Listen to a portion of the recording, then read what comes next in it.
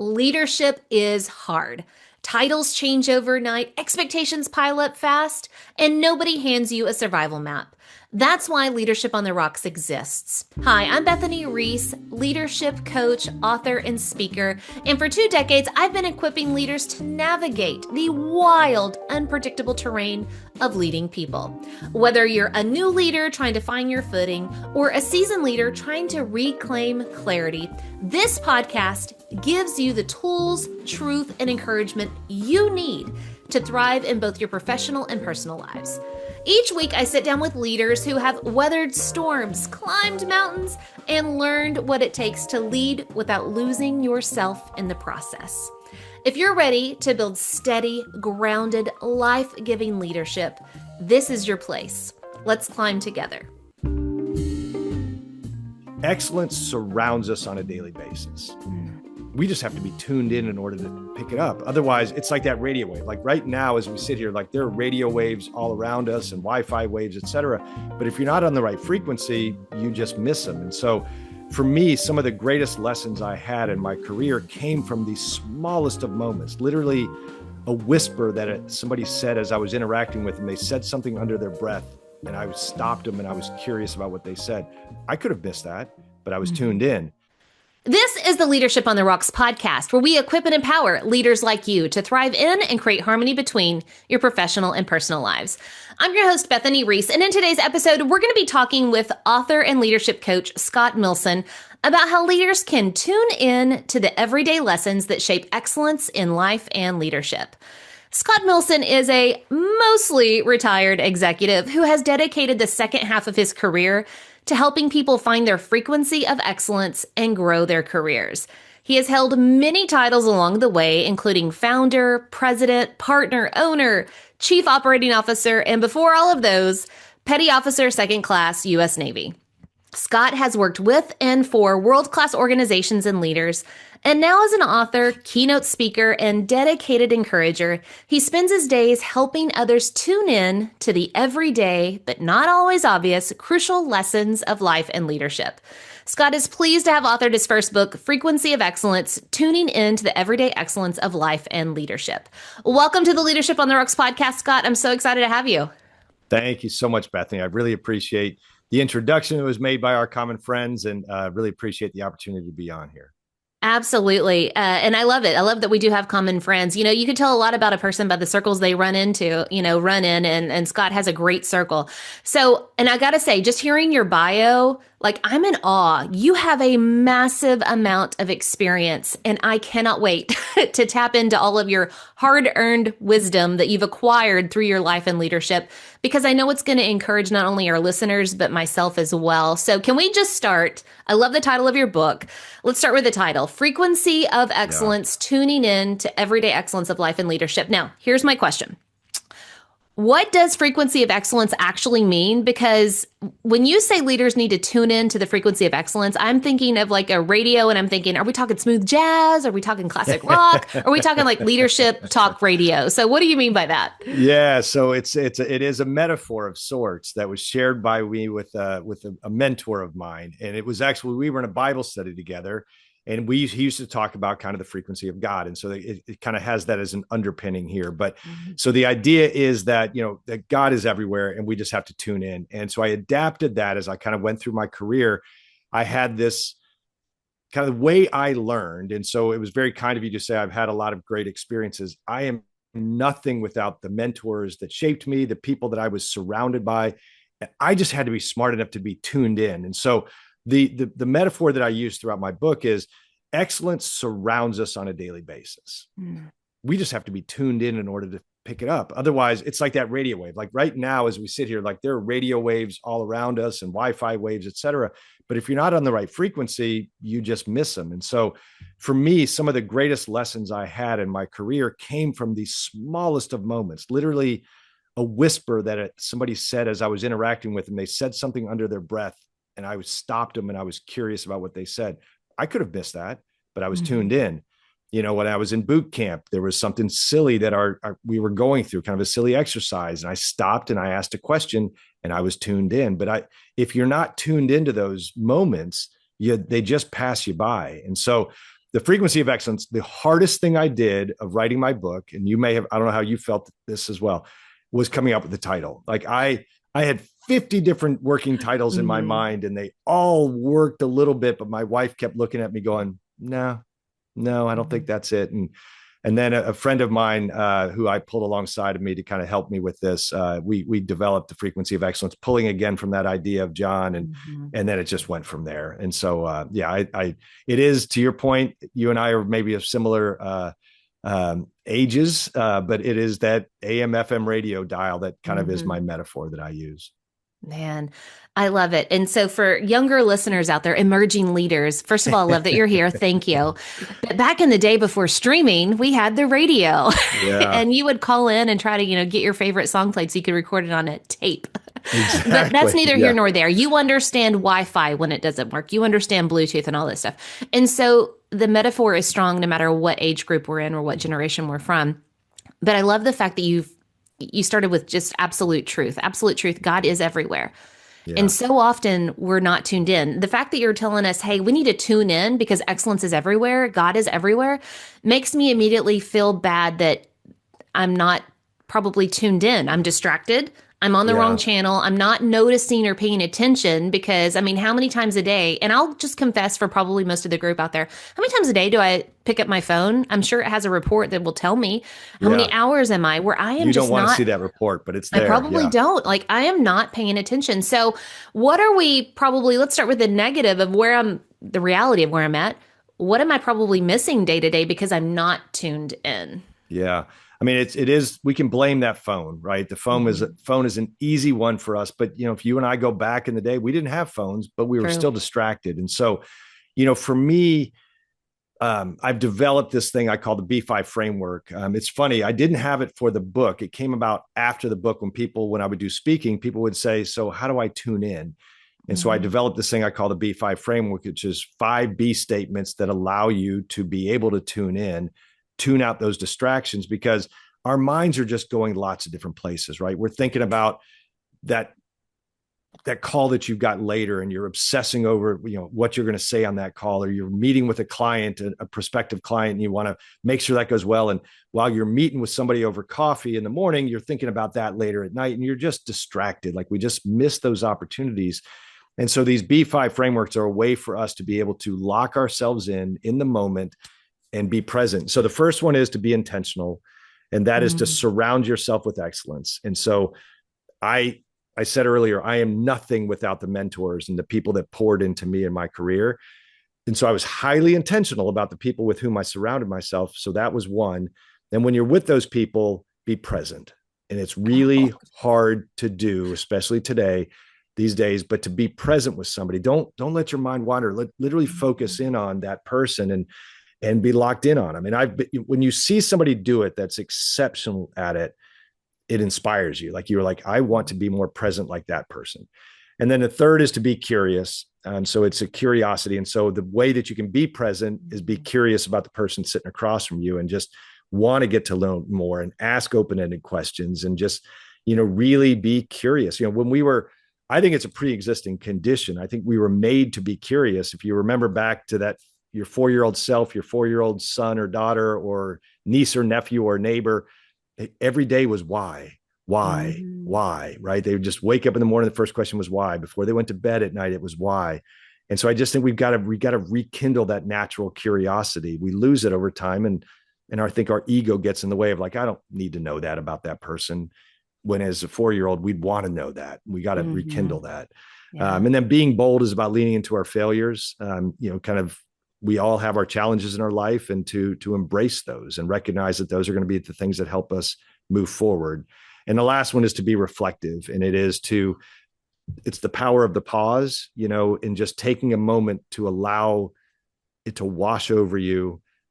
We have the prefrontal cortex and we've got the neocortex, short-term memory, long-term memory, and the hippocampus is that bridge. And when you pause, it moves from the front to the back, and it moves to long-term memory, and then you can use it. So it's like that beautiful sunset you saw that you can remember like it happened yesterday, the most beautiful sunset you've ever seen. And it's because you paused. It's because you were reflective on that. then you can pull it back from your memory. So those are the things that I think allow us to be able to tune out those distractions and to be able to focus in on who's around us, and you can pick up on the excellence then that's out there. Man, I love it. And it's quite easy to think through. How do I be excellent? Well, you need to be these things. And, Mm-hmm. granted, I took these notes, but they're really not that difficult. Be intentional in everything that you do, be present, open your eyes and start noticing. You're missing so much. I am missing so much, especially nonverbal communication. Mm-hmm. Yeah. Whenever we don't, we're not present in the moment because we're busy. Be curious, asking those questions. Be bold. Failure is not the end all be all of everything. It's learning that lesson, and then be reflective. The metacognition, thinking about your own thinking, is so huge and important. Yeah. And Yeah. it takes a humble spirit to truly do that. To say, no matter what happened, whether it was a failure or a good thing, there's still something to learn from it for progress. 100%. And I just think that, your framework is so, so good. So I hope people pause right here, go back, listen to those behaviors. Yeah. Really. Yeah. There's all sorts of different things we can do with I the know. bees. Yeah. I love the absolute amount of puns you could probably make with all of those things or visuals. It's so good. And I have. Yeah, that's great. And that is a wonderful foundation for us to build on. So as we want to tune in like a radio dial into the excellence around us, let's just start with all the other pressures. As a leader dealing with problems, conflicts, constraints, I feel constant pressure to have all the answers, to be all the things. Oh, yeah. But how do I, in other words, tune out that stuff so that I can tune in to everything that you just said of the excellence that's around? Yeah. I mean, it is a natural tendency for us to want to have the answers. And I've always said 3 of the most powerful words that a leader can share is, I don't know. It's really powerful, really hard, because I think we all think, we start off here as an associate, and then I make manager, and then I make senior manager, and then I become a leader. And you think as you rise up, that knowledge has to grow with me. And so therefore I have to have all the answers, and I have to quickly have the answers. And I think one of the most powerful things we can do is, because you're not a leader because of your knowledge. You're a leader because somebody saw potential in you, that you could get some people, not you, but you can get other people to do something better than maybe even you did it. And so that's really powerful, and kind of an authentic way to build an interaction in a relationship with somebody, is to say, I don't know. And one of my favorite books, it's actually sits over my shoulder. I don't think you can see it here, but it's called It's Your Ship by a guy by the name of Captain Mike Abrashoff. And I am a Navy guy, so there is an affinity for that. But I heard him speak at a conference probably 25 years ago. And so, but it has stuck with me. It's actually a quick offshoot of that. When I was writing my book, I reached out to people that had written books. I met this guy 25 years ago. He wouldn't remember me from Adam. I was in a long line of people, and he signed my books, and I reached for him and I said, Captain Abrashoff, would you mind talking to me about your book writing process? And he did. It was amazing. Like I just cold reached out to this guy, but he was willing to take my call. The story of the I don't know is he took over the USS Benfold in 1997. It was the lowest performing ship in the Pacific Fleet, like terrible, high attrition, low morale. And when he took it over, he basically knew he had to do things differently. And one of the most impactful things he said is, he walked in and he goes, I don't know what needs to be done on this ship to improve, but y'all do. I need to sit. And he met with 310 sailors in his captain's quarters. But I was an enlisted man. When you get called to the captain's quarters, that's not a good thing. So he got called to the captain's quarters. He broke down that barrier and said, I want you to come in here. And he basically sat with him and said, I want to get to know you personally. So let's build a relationship here. Tell me why you joined the Navy. Tell me about your family.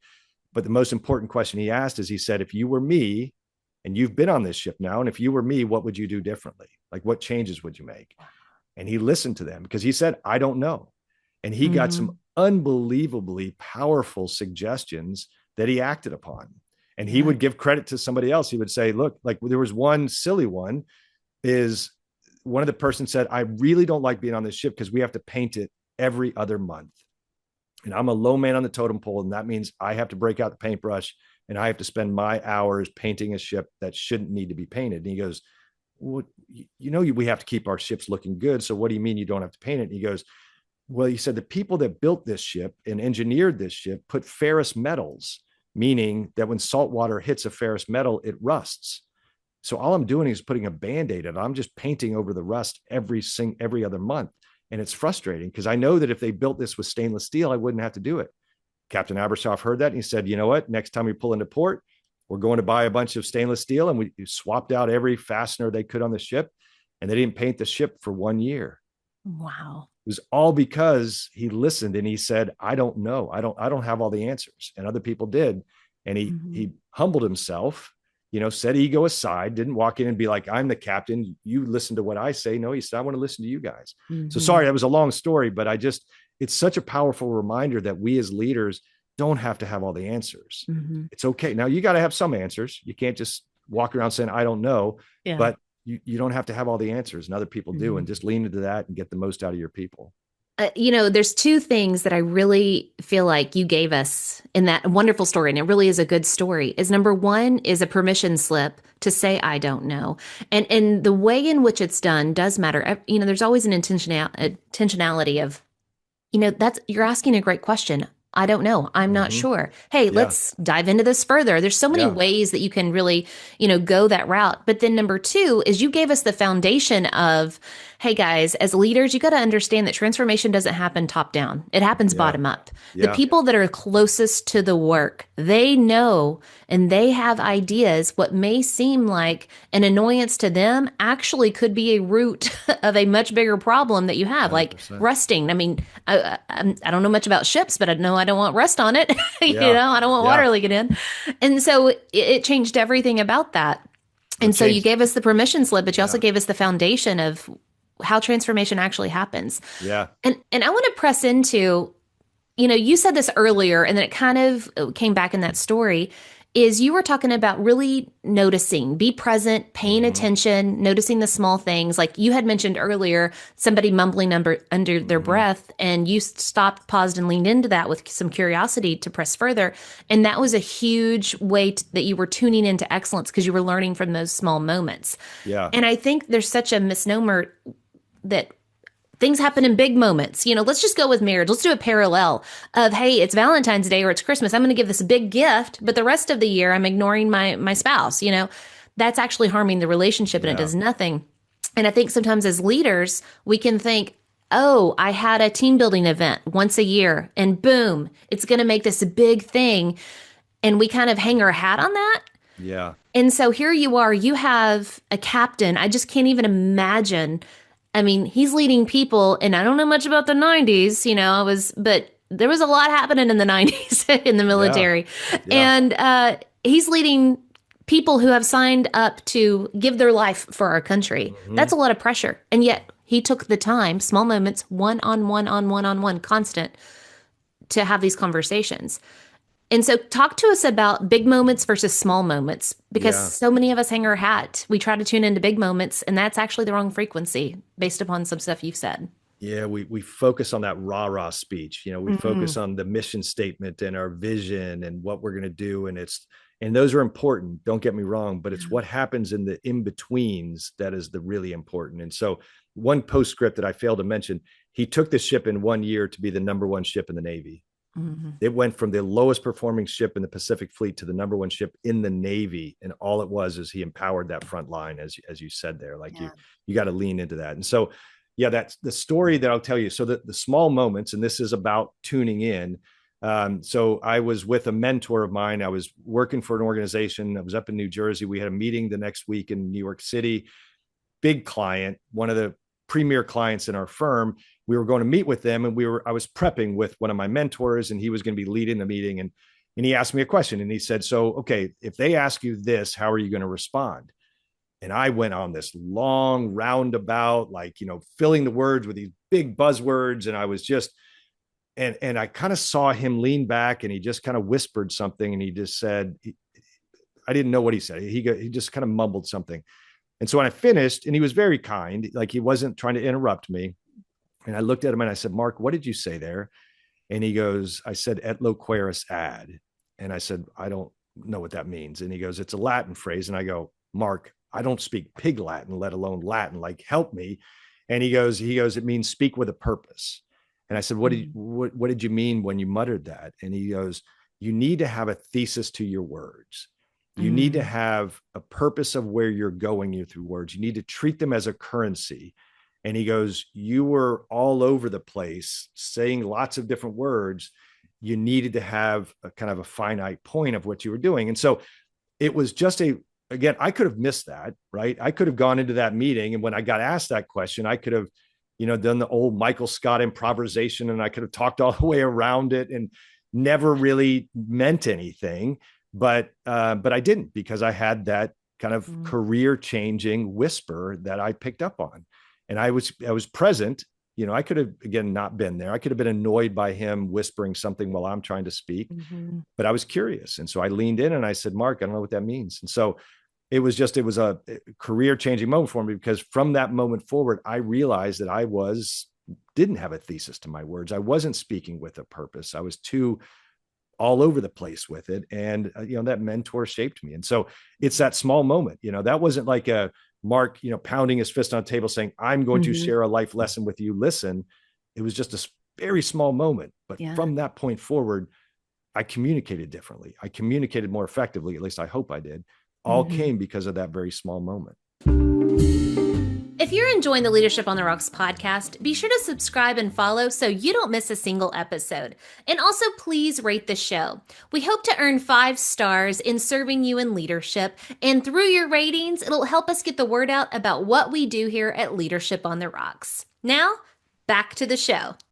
So true. And I can't tell you, I sometimes get frustrated and disappointed with how systems work in organizations. And I've been in several organizations, especially in coaching or, in some sort of proximity.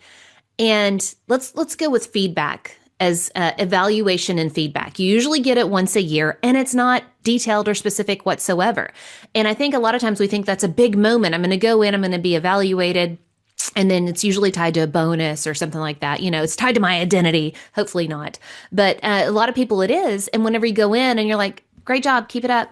Like, that's not growing you at all. However, that whisper in a moment, like, that grew you so much so that we're still talking about it today. Yeah. And the lesson that you learned, I have 2 comments on it. So you learned about have a purpose with your words and a thesis. My first thought, my background is education, is every English teacher everywhere is like, yes, of course, you have to have a thesis and a purpose. So thank you, English teachers all over. My second one is, here's a confession. I'm an auditory processor. I think out loud. And man, is that wasteful for a lot of people's time. And that is something that I have to work towards. And I love that you said our word, it's a currency. Yeah. Man, if we really put our feet in other people's shoes of, do they need to hear all of this? Every thought that I have? The answer is no. Yeah. Time is such a constraint. We only get 24 hours a day. How much breath am I wasting pontificating? And that's what we do in a lot of meetings too. Oh my gosh, let me sound smart and pontificate all these things and never solve the problem. That's every meeting ever. And I feel like that feedback that you got in a whisper, oh my goodness, a Latin whisper, mind you, is so huge to changing the trajectory of your leadership. Your words have purpose. It's so good. I have now heard you mention mentor multiple times. I want to dive into that. Like, you have mentioned that you've had mentors. Is this a formal thing? Like, you walk up to somebody, hello, would you be my mentor? Will you grow me as a professional? Talk to us about what a mentor is and how in the world you even get a relationship where you would call someone your mentor. Yeah, mentorship is the foundation of everything that I am. And to your question, no. I would tell you, I've had 50 different mentors in my career. Not in any one of those situations did I go to them and say, will you mentor me? And I believe that it's a gap that exists today. There was a study that was done several years ago that said that 80% of people know that mentorship is important. Now, I don't know who the 20% are that don't think it's important, but that's for another topic. But 80% of people know that a mentor is important, yet only 37% of people actually have a mentor. And that gap that exists is a problem. And we've got to close that gap today. And I think it's because people are looking for a formalization. They're looking for a knighting ceremony. They're looking for it to be, kind of like a certificate you're going to hang on your wall that said Bethany mentored Scott, right? And it has to be this formalized thing, and it's not. Yeah, I would bet also, so I have those 50 mentors. Again, never asked them. If you went and interviewed all 50 of those, probably 40 of them would say, no, I didn't mentor Scott. Like, I worked with Scott, I enjoyed working with Scott, but beauty is in the eyes of the beholder. For me, if I saw somebody as a mentor and it inspired me to do something that they were doing and I did something differently as a result of that, I don't need a certificate for the wall. I'm better today as a result of working with that person. So they don't even need to know that they were a mentor to me. I think they all would say, yes, I did enjoy working with Scott, but I view that and I hold that relationship so dear to me because I view them as a mentor. And so, it doesn't have to be overly formalized. It just needs to be somebody that you see that is doing something that you aspire to do, or being somebody that you aspire to be. Surround yourself with them. Don't go up to them. It was funny. I was speaking at a university a couple of weeks ago, and I said to them, I was like, don't go up to somebody on a first meeting and say, will you mentor me? I said, that's like going on a first date with somebody and saying, hey, will you marry me? Like, they're going to go off in the other direction. Like, that's too formal and it's too soon. Just go to somebody and say, hey, you know what? I really like how you did something there. Can we go grab coffee? I'd love to pick your brain. Who's not going to say yes to that? Right. And then follow up with a lunch, follow up, whatever, but just surround yourself with those people and pick up on them. And it's not like I would sign up on projects. If I saw somebody that was a great leader or a great salesperson, I would sign up to be on their projects, and I'd be like, hey, I want to work with that person. And I would just sit there and be a sponge, and I would watch what they did. And I would just take all that information in, and it was modifying using that B5 framework. It was modifying who I was. And I was taking bits and pieces from all those different things and adding them into my being. You've given me such clarity. And here's the deal. Like I've read books, like I'm in the leadership space. I love diving into it, but I never really thought about it this way. Is so often we that are hungry to grow will treat a mentor like a therapist. Like, what do you think I should do? And you're asking for advice when really you go out and you lean into, who do you want to emulate? Who do you want to be like? Who do you see that's producing fruit that you want to grow in your life and your leadership? And then you go ask them questions about how they did that and what they did and what they're thinking.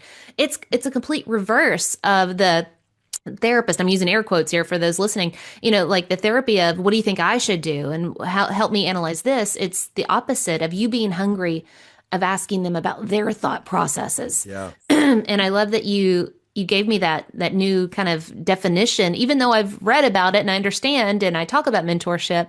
It's a completely new way for me to think about it. So thank you for that. Yeah. Curiosity is at the heart of it, because as you're watching them, you can see it, but if you don't understand what was their thinking behind it, then you miss out on something. And so you got to ask those follow-up questions and just double click on it and just go deeper and be curious. That's, I think, one of the most important things we can be is curious these days.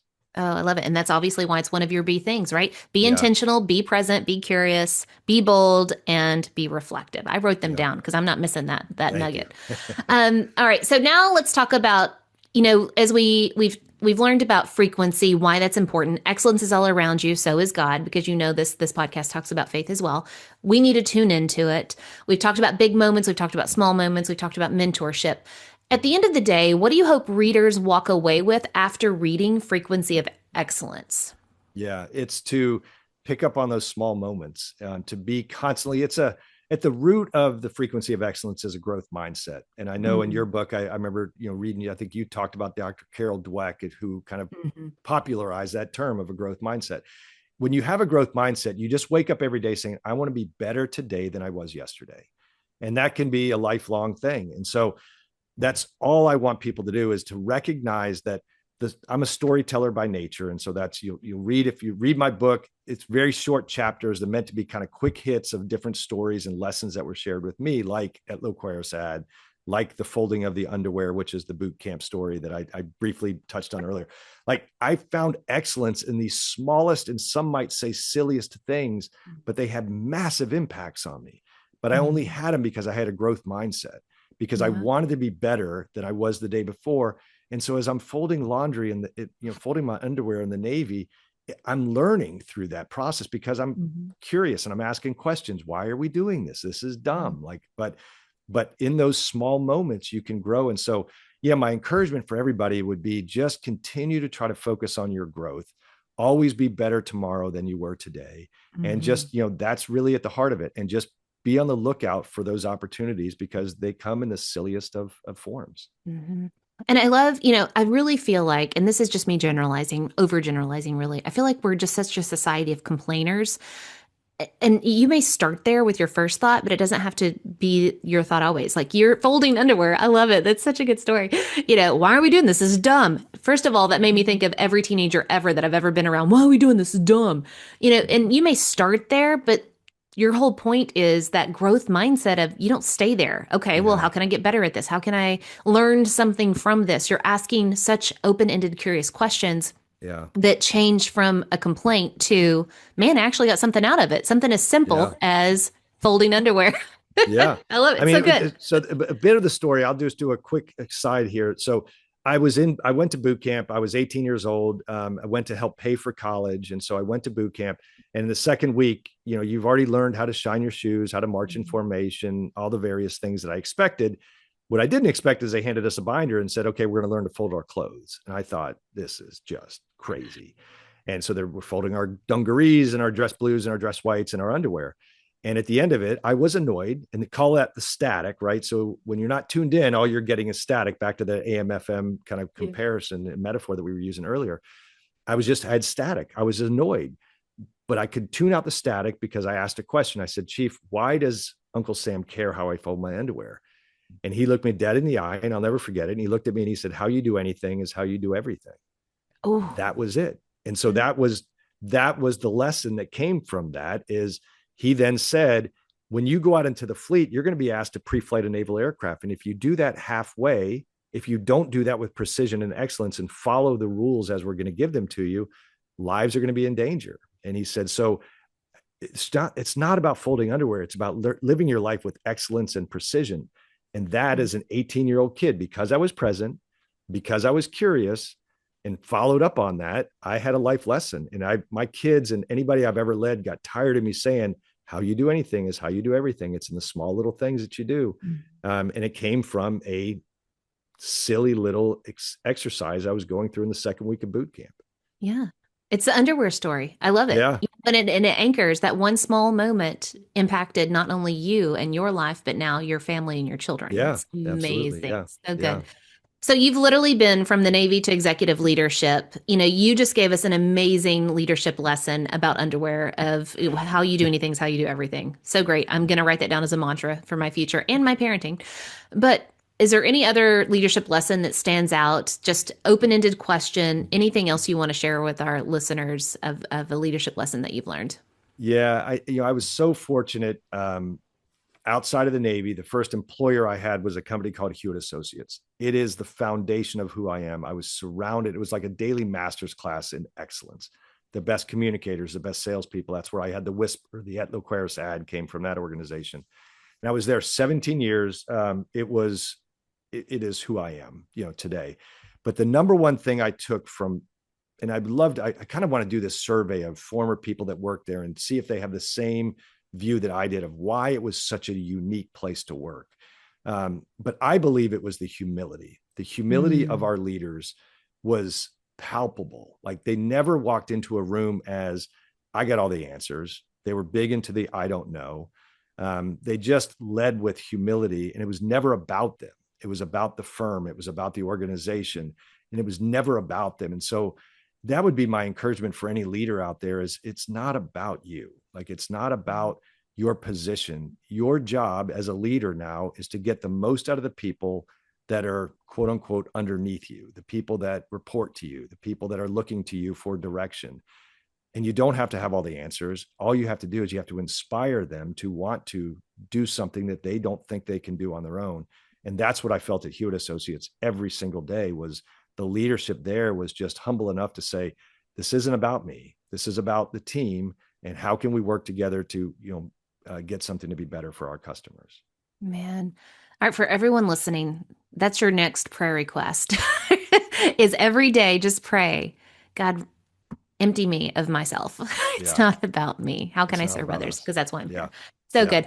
All right. So as we come to a close, I just love everything that you've talked about, tuning into the excellence around us. But what are some key takeaways for our listeners that they can actually apply to their leadership? Because you've had such great stories, so many good things. So just hit us with a quick recap. What are the key takeaways? Yeah, I think to follow that B5 framework, I think if you can kind of have that in your mind of that's when you can pick up on these small things to just always be intentional. It's the iron sharpens iron. It's that wonderful Bible verse that you need to surround yourself with excellence. That's how you're going to get better. And then when you are with them, be present. Don't let yourself get distracted and be worrying about what you're picking up for dinner, that night. Just be focused and be present with the people that you're around. And then be curious. Always ask follow-up questions. Lean into those questions.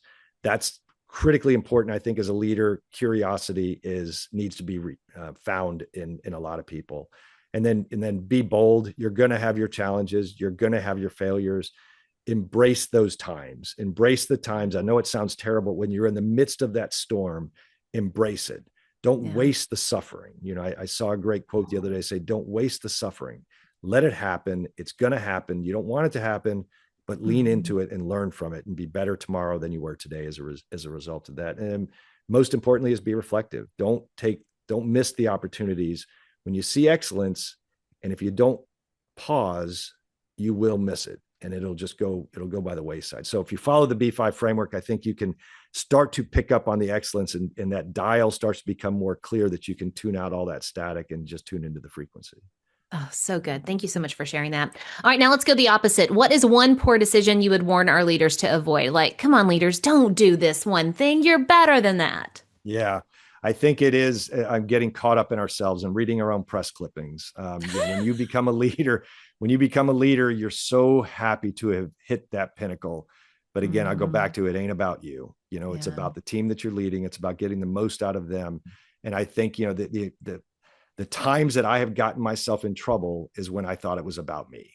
And, I write a lot about my book, about the failures I've had in my career. And I embrace it because I don't want to waste that suffering that came as a result of it. And some of those came as a result because I got in my own way, that I really thought I was all that in a bag of chips, and I wasn't. And I lost sight of it. And when I get reminded of it, sometimes painfully, but I get reminded and I'm brought back to the, kind of the true north and understanding where I need to be focused on. So good. Poor decision to be focused on self. Don't do that. Yeah. All right, Scott, where can our listeners go to learn more about you, your work, and where can they grab a copy of your book, Frequency of Excellence? It is on Amazon, it is on Barnes & Noble, any of the online book resellers, it's there. And so you can find me there. It's called Frequency of Excellence. And then also my website is scottmillson.com. And that's MILLSON 2 L's. And then probably most is follow me on LinkedIn. I'm pretty active on LinkedIn, put a lot of things out there, a lot of my thoughts, ideas, stories, etc. So yeah, I'd love to connect with somebody. I love it when I hear from somebody that says, "Hey, I was listening to you on a podcast." Like, it makes my day. And so thank you, Bethany, for doing what you do. And I know this is not easy for you to pull all these together and to ask great, insightful questions. So thank you for helping make other people better. Oh man. Well, I love this. I feel like I get to learn from amazing people all day long, and I love learning. That's why I went into education. I love being a student. So thank you for your work. Thank you for reminding us and giving us that visual of excellence is everywhere. We just need to tune into it. So thank you for the work, guys. Follow him out. All those links will be in the show notes. Follow him on LinkedIn. I do. And Scott, thank you so much for being here. Thank you for having me. I really appreciate it, Bethany. Take care. All right, guys, until next time, continue putting in the work of building your life and leadership on the rocks, the essential rocks. God bless.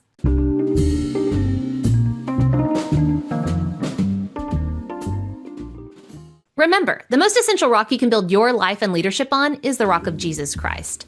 Today's Bible verse comes from Proverbs chapter 9, verse 9a. Give instruction to a wise man, and he will be wiser still.